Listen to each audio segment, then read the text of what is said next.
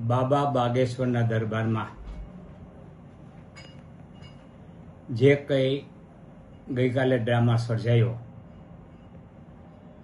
ડાકીની શાકીની પિચાસીને ધૂણાવવામાં આવ્યા,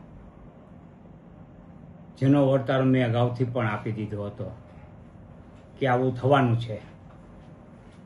બાબા ઢોંગ ધતિંગ કરવા માટે પંકાયેલા છે.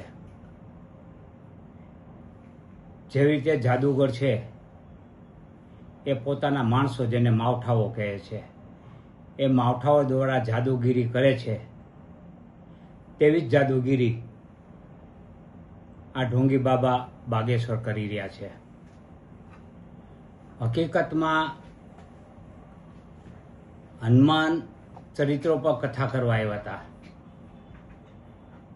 હનુમાન ચરિત્રો પર પૂરી 1 કલાક પણ બોલ્યા નથી, અડધી કલાક પણ બોલ્યા નથી. જે લોકો હનુમાન ચરિત્રની કથા માટે આવ્યા હતા તે પણ નિરાશ થયા. એટલે હનુમાન ચરિત્ર બોલવા ઉપર એની ક્ષમતા પણ નથી અને એની પાસે નોલેજ પણ નથી. આ માત્ર ને માત્ર કોમ વચ્ચે વૈમસ્ય ફેલાય, ઝેર ફેલાય, એ પ્રકારનો કુપ્રચાર કરવા માટે આવેલા હતા. ડાકીની શાકીની પિચાસીની કે અન્ય પ્રેતાત્માએ બાબાએ આહવાન કર્યું કે અહીંયા આવો. એટલે એના જ જે માણસો હતા, મોટા ભાગે બિન ગુજરાતી હતા, તેઓ આવ્યા. જે ફોટોગ્રાફર, જે વિડીયોગ્રાફી કરી રહ્યા હતા, પત્રકાર, એને શોધીને એની પર હુમલા કર્યા છે.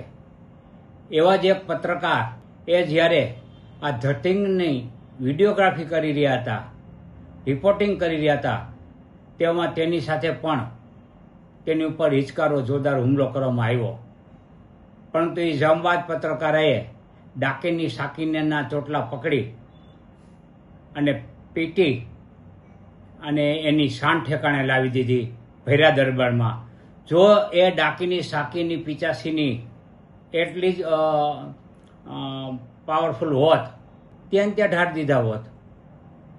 પરંતુ આવું કાંઈ છે ને, આ ધતિંગ છે, આમાં પડવું ન જોઈએ. અને સૌથી ગંભીર બાબત એ છે કે આ દરબારમાં બાળકોને ધૂણાવવામાં આવે છે.